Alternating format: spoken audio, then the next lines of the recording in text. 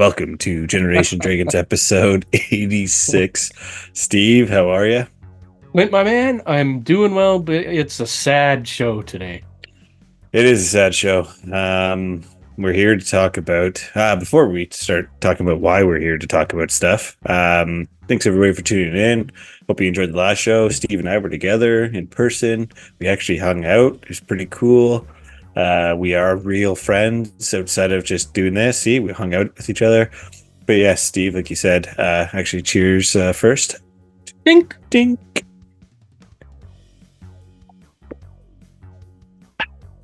We're here to talk about the sad. Sorry, Steve, I timed that wrong. Whoa! The last episode ever. The last episode. Last issue. Well, I get somebody to get that wrong there, Yes, the last issue of Game Informer. Before we kick off in the old, I kind of want to say the details are kind of written on the wall.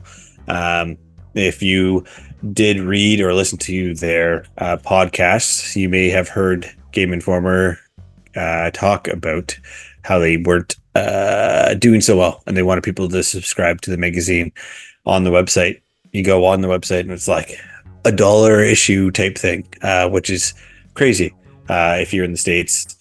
But even at face value, it's always been one of the cheapest video game magazines out there. 100%. Even, if you look back at the old days, we have some info here. Game Informer started 1991 for those Gen Zers that might watch us. 6-page bi-monthly issue back then. It started off as a newsletter at was it Funkoland? I have it written here. Funkoland, which is crazy. My first experience with it was at EB, but actually before EB and Game Informer, it was GMR. I remember when GMR was around for a while, Steve. Oh God, before yep. Game Informer was the old EB games, and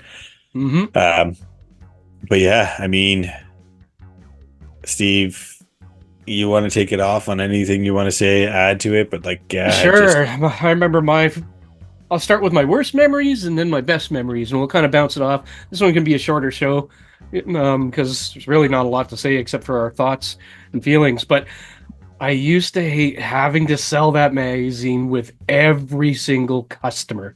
It was attached to an Edge discount card from EB Games and then later GameStop.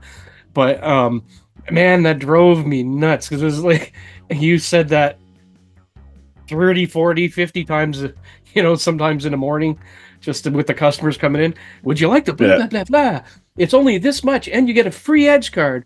And then, anyway, taking nothing from the magazine from that, because the magazine was always great. Like with some of this, used to love the Game and Farcer on it, but we'll get into that later because I'm jumping ahead. But that was the worst, just trying to shove that down everyone's throat all the time. But what about you? What's your first memories with it? The first memories, like you said, it's one of those magazines that I was reading Game Pro, EGM, same, GMR, and Game Informer came along, and it was one that I could rely on. What's was always nice about Game Informer, it was that it wasn't pushing GameStop or EB. It was literally just a gaming magazine. Sure, they had EB Game or GameStop ads written inside. They're the ones that pushed it, but they didn't push EB or GameStop. Yeah, but they had they had GameStop ads within the magazine, but the magazine was strictly gaming. It was a game magazine. They had some great covers. One of my favorite covers that I still have is one from Pokemon. And it's just a blue cover. I should have grabbed that. But anyways, it's a blue cover, bunch of Pokemon faces out around it, and it was talking about Pokemon coming out for the Switch. It's hard for print magazines to stay, up to date with digital and people wanting it. But they got old farts like us reading the magazine. I do prefer my paperback. 100%. Even though there's some of the stuff I was reading in here, I'm like, oh yeah, I read this stuff. I read about this a month ago. It's cool because there's a lot of times where with Game Informer, I would wait if I liked the cover issue. I would wait till I could buy the magazine to read it versus trying to read versus reading it online on the Game Informer website or whatever, right? So there's a lot of benefits to that, and then like you said, just the physicalness of it. I mean, everybody here listens and watches their show. We're all about physical, and so having this physical Let's magazine in get our hands, physical, physical. physical, Come is on, something get different, right? So, physical. Yeah. uh, No, I know I've been called out a few times. Why do you buy the magazine? You can just get it online. I'm like, not the same. I like to, go off into a corner and sit there with the magazine and like we're the same way with our comics. So like, yeah. but yeah, There. so Wait, before you jump into your thing, the I was going to One ask you Piece something that. actually.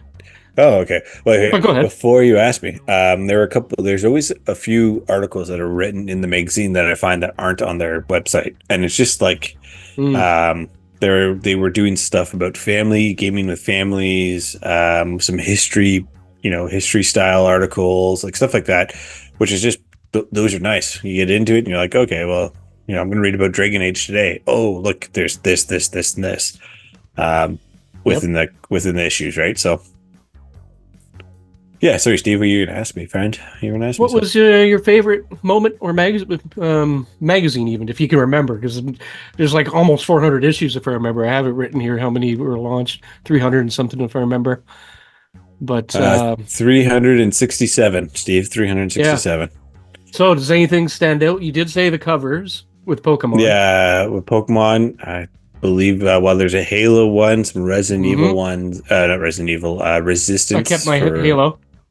Yeah. Yeah, the Halo one. And that's like that's really what it is, man. For me, it was like the cover stories because there was Yeah. times where, like Dragon Age, for example, they did the Dragon Age cover story of the Veilguard, um, shortly after they did the name change announcement, and then what was E3 just a few months ago or a month ago, right? The Game Informer had that story, and reading through it, it's like they actually had information. The Pokemon one was about Sword and Shield, which is the the first Switch Pokemon game, and it was the same kind of thing. They were in Japan. They're talking about they went to go see Sega. They talked about games and creation of Sega games and stuff like that. It was really cool. Hmm. With a lot of the stuff that happened. So Well, I know yeah, my best memory of it, and there's a lot of good ones. I'm going to mention a couple here, but the best memory I've already talked about on the show, and that's having my name published in the magazine. right. That's right. I So forgot. yeah, that was pretty cool. And for anyone that's asking, it was for a video game tournament that EB Games hosted before I worked there. So it was before my career at EB, but um, tournament is kind of stretching it because of how it was done. But in the end, I ended up winning Xbox Live and brute force the game. But yeah, that's a whole other story I won't repeat again since I've said it like three times. Yeah. But Yeah. I love the Game Enforcer in April. Oh yeah. Like, usually I'm so distracted back and forth from the magazine because kids going on and this and that. So I'm reading as I can. And then, like, I'll read the article and be, what? This doesn't even. Really? That had Yeah. me for. Yeah. Yeah. But Yeah. I used Yeah. to love that. Yeah, they had So, some good ones. They had some good ones on there for the April Fools jokes. It got me a couple times too. I know we're talking about Game Informer, but Game Pro got me a few times on those ones, especially because I was mm. younger reading Game Pro, and I was like, buggers, That's awesome. buggers, Do you buggers, remember the buggers. sacred cow barbecues? No. So it was sort of like a roast. They roasted video game characters and that now and again. So, but a lot of people would often take offense on Uh, stuff. But man, they would basically take their hate mail and turn that into just put the it yeah. So it was pretty cool how I like when they do that from time to time.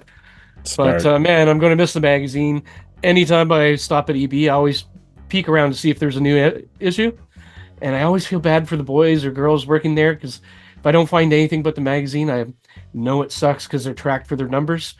And I'm sorry you're getting one UPT off of me today. So, and anyone Yeah. doesn't know what that is, it's units per transaction. They were tracked on how many items they sell per transaction, and their performance is based off. That's one metric that their performance is based off of. How much can they sell? Even Yeah. though they don't make commission and they don't make bonuses like they used to in the old EB game days, they're still tracked and all that stuff, which is when I lost the fun of the game when they were just nothing but numbers but no rewards. Yeah. Oh yeah.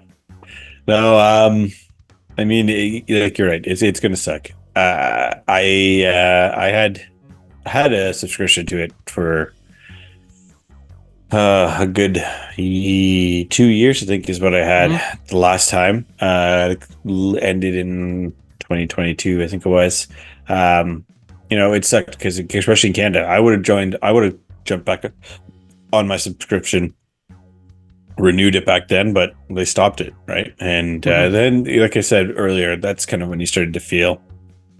You could feel the pinch that things weren't all going all that great. Or like, I was talking to our local GameStop manager here, Ramsey, and I was like, man, okay, it kills me. I can only buy the Game Informer at GameStop, and then when I buy it, it's always like an almost a full issue behind because they release the cover, they talk about it on their podcast, they show it on the website, and then it's not even out at the stores yet. And Yep. I'm like, That's why when I okay, pop in, I'm always expecting, and not here yet. yeah, What the heck? yeah, yeah. No, So it's the same one I've been looking at for the last 2 months. Oh, cool. Yeah, yeah, right yeah, on. and they have so many, and no one's buying them, unfortunately. So, Yeah, I yeah. think it's probably us. I bought. You know I, how many times I bought the same issue, not realizing I already bought it, and I was saving a read. Like I'm gonna wait until this Sunday because I'm gonna have an afternoon, and then something happens and I don't get to it, and then I'll yeah, be out shopping, and I'm like, oh, I don't think I have this one, and I get home, I'm like, crap, I got three now. So yeah. Yeah, I've been there. I've been there. Yeah, so that's about it with everything that's been going on with Game Informer. Steve, I don't know if you've got more. It's a sad. Sorry, I'm distracted by. There a we go. puppy. Yes, by a puppy.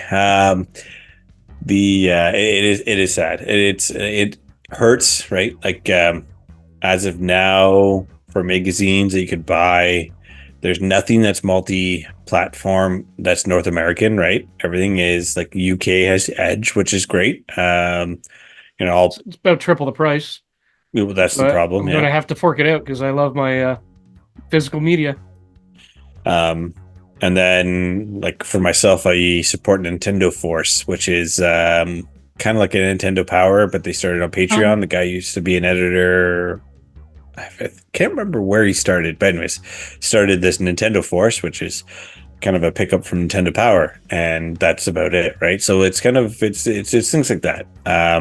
You know, we like the Sega magazine I lent you there, Steve. mm-hmm. My goodness, I cannot remember the name of it now. Isn't it like Gen? I can't remember now. Yeah, well, that's so If they like, hardly and come out, so I barely remember them. well, and so there's Mega Drive, and they are pretty much done. But there was another one which is also done, which is unfortunate, which was a great one out of the UK as well. Another Sega one. But anyways, it's it makes me want to go into making magazines, but then realize there's probably no money in magazines, and Who's that's gonna why buy I it? want to leave it. They're just Yeah, everything's online now. Everything's digital. yeah, You know what we yeah, got to do now is we got to scour the last microplay and anyone else that will actually buy the old magazines and just live in the 80s, 90s, and 2000s. that's That's about it. We'll it. start reviewing those and reread. And to be honest, I like rereading those because I've been reading video game magazines since the 80s, actually, but really heavy in the 90s as I worked at a video game store, and that was actually part of my job to stay on top of things. There was no Yeah, internet to check up on all this stuff. Like it was just starting then, so like we got our information through magazines. Like yeah. you'd be like, "Look what games are coming out in December," So Well, it's that's yeah. sad. It is. I mean, it's kind of cool to see that the way writing has changed over time. Because, like you said, collecting magazines, the Dreamcast magazine, even GMR and EGM, the way they were written compared to the way Game Informer changed, even online writing, completely different, right? And so Hmm. it's Yeah, I It's wish I didn't cool. get rid of all my magazines now. Yeah, I still have stacks, but every now and again I purge because they would build up. They don't build up like they used to because there's barely any to buy anymore. Yeah. But, I kind of miss it. I wish I could go back to like, I don't know, even Game Pro, 1994, with Mortal Kombat on the front or something like that, Mortal Kombat 2 or whatever. But that's But yeah, some of the things I've been doing, and I know we said it was gonna be a shorter episode, but that might be a little bit yeah, longer. Is looking for the magazine's specific issue covers. So as everyone knows, I'm a big Halo guy. So I looked for and purchased, you know, copies of like official Xbox magazine that had Halo on the cover, or still have mine. what's the one? What's the tech magazine? That's oh man, that's Wired. So Wired had Oh, yep. A Halo Didn't know where you're cover and going there. I story. would have jumped Yeah. in. So, No, and then it's stuff like that, right? And like, I mean, for me, I have some old Nintendo Powers I purchased maybe 2 years ago, yeah, maybe a we little should bit have bought our longer. old magazines. You got a much more impressive collection than I, but there's But a bunch that I didn't want to get rid of. Halo being one and of them. No Man's Sky well, was another. No, that's a Game Informer one.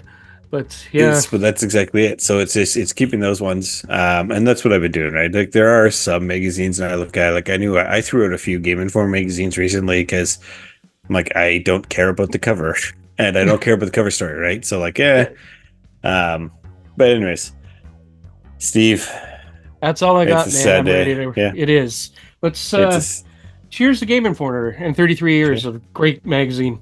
Yeah. Thank you, Game Cheers. Informer. Thank you, Dink. Game Informer. Dink. On that, we could I'd probably say wrap it up. I'd say pour one out for Game Informer.